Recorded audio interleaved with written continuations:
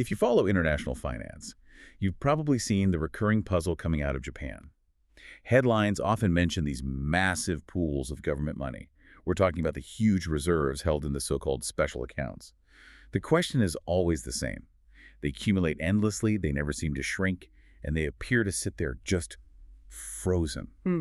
Why is all that capital so immobile? That really is the central question, isn't it? And the public perception, naturally, is to look for human explanations. They suspect political turf battles, maybe bureaucratic incompetence, or even hidden agendas. But the resources we've looked at today, they force us to shift our perspective entirely. Okay, how so?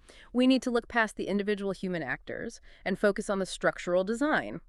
The issue isn't really mismanagement. It's baked into the system's architecture itself. It's almost like a physical law of institutional physics. Right, the system architecture. So let's unpack that.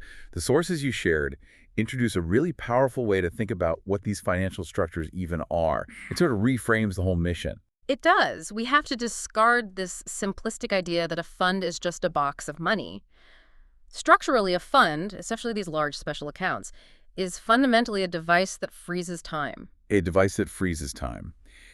In fiscal policy terms, what does that actually mean? How does that translate from a metaphor into a concrete mechanism? It means the fund allows certain government resources to escape the single-year fiscal cycle. We call that the annual operating system, or the annual OS. Okay. And under that annual OS, money has to be allocated, used, and then fully reevaluated every single year. It's a very high-pressure cycle. But when you create a special account, you suspend that requirement. You freeze the clock. So resources are guaranteed to be available for longer-term things, like multi-year projects or future crises that might be a decade away. Precisely. From that perspective, suspending time is necessary. You can't build a 10-year bridge or guarantee disaster relief if the funding disappears every March 31st. Here, that makes perfect sense. It's absolutely necessary for national stability. But, and this is the key, the function of suspending time, while crucial, inevitably creates systemic side effects. Things like accumulation, stagnation, and eventually system hardening, which we call calcification. This accumulation isn't really a political choice. It's more of a physical consequence of the design needed to hold money outside that annual timeline. So time freezing creates the condition for accumulation. But what is the specific structural flaw, the mechanism, that guarantees money keeps flowing in but doesn't flow out? It all comes down to what we term a velocity mismatch, or you could call it a velocity error. It's a fundamental structural imbalance between the speed of money coming in and the speed of money going out. Okay, let's start with the inflow side, because you said this is where the speed comes from. You describe it as high speed and automatic. That's the outflow OS. Yeah. These revenue streams are typically legally fixed and continuous. So think of social insurance premiums. They're paid every month, mandated by law, and they flow directly into a special account. Or you could consider earmarked taxes, like certain fuel taxes that are meant to fund road projects. That money just continuously flows in and day out, regardless of whether a specific bridge needs a payment this week or if the political administration has changed. So if we're using an analogy, the money is like water, and you're saying the faucet isn't just fully open, it's running on a permanent automatic subscription. That's a perfect encapsulation of it. The high-speed inflow persists whether the economy is up or down, whether the agency is busy or not. It's just mechanical. Now, here's where I have to push back a little, because a lot of people listening might say, wait a minute, holding reserves is just basic financial prudence. We want the government to save for infrastructure or the next earthquake. So isn't velocity mismatch just the fancy term for, well, saving? That's a fair challenge. The difference between prudence and a structural error really lies on the outflow side. Prudence requires saving and then strategically spending. But in these accounts, the outflow is fundamentally low speed and conditional. It's what we call event-triggered. Describe that. That event-triggering mechanism, why does it slow everything down so much? Well, money only leaves when highly specific, usually complex, conditions are met. A disaster has to occur, and then detailed damage assessments must be completed. Or a massive infrastructure project has to reach a pre-scheduled payment phase, which itself can require months of administrative review and certification. All those layers of bureaucracy. Layers of paperwork, multi-agency sign-offs, all of it has to be satisfied before a payment is released. The system is actually designed to delay and condition the release of funds. So the high-pressure automatic faucet is running constantly, but the drain is slow, it's narrow, it's conditional, and it only opens when some specific event finally triggers it. That non-synchronicity. It creates a permanent backlog. Exactly. That high-speed inflow multiplied by low-speed outflow is a fundamental flow error. It structurally guarantees accumulation.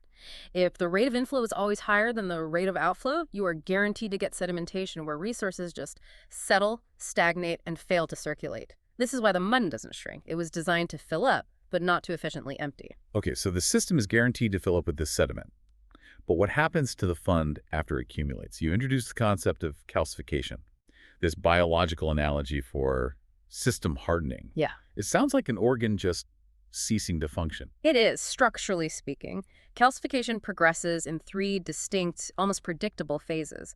It turns what was a functional saving mechanism into a rigid liability. All right, let's walk through them. Phase 1, the evaporation of mission. Right. Every single one of these funds begins with a powerful, clear mission. Maybe it was post-war recovery, or a specific industrial strategy, or handling a major disease outbreak.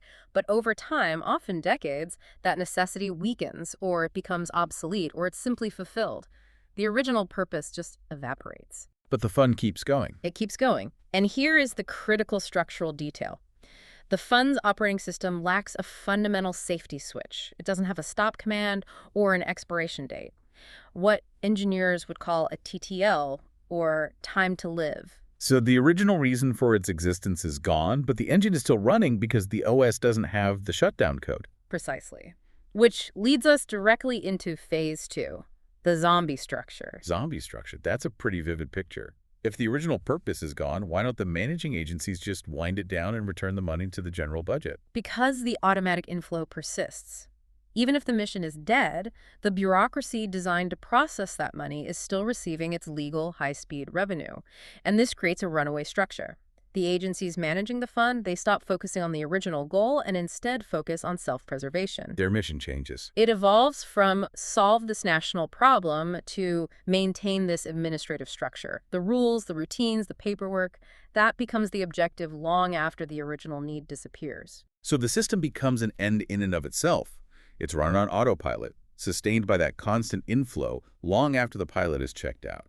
What's the final and maybe most damaging phase of this hardening process? Phase 3 is membrane hardening, or walling. A fund is conceptually meant to be a flexible membrane. It should interact smoothly with the general account, absorb financial shocks, allow for recirculation. But calcification turns that flexible membrane into a rigid wall. A fiscal wall. It becomes opaque, inward-looking, and fundamentally disconnected from the broader national fiscal system.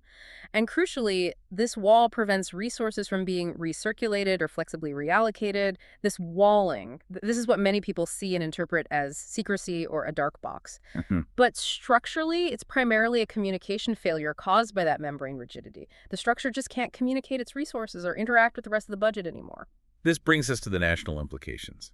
If this money is structurally frozen behind a wall, how does that actually hurt the nation beyond just having idle cash? What's the real consequence of this? The major concern is a compatibility error. Inside the government's operating architecture, there's this immense structural pressure. We call it shear, created by the speed difference. You have the annual budget OS cycling at high speed every year, and it's colliding with the fund OS, which is operating on a 10 or 20-year frozen cycle. This pressure just institutionalizes stagnation. So the environment is shear, and the result is incompatibility. Yes. A calcified, wall-like fund operates on what we'd call an historical OS. It's running on policy premises and technical standards that might be 30 or 40 years old. Now, think about the urgent, modern challenges facing Japan and really every industrial nation. AI innovation, large-scale energy transition, cybersecurity, defense policy shifts, demographic change. Right, all the big ones. All the big ones. And these challenges require installing entirely new, modern policy OS systems. And the old, rigid, wall-like fund, this historical OS, it just can't run those new applications. It's incompatible. It cannot install or execute them efficiently. Use a computer analogy. Are you asking the government to install a complex 5G network or a large language model onto a bureaucratic server that's still running Windows 95? The money is technically in the system, but the structural architecture prevents it from being efficiently and quickly redirected to solve modern problems.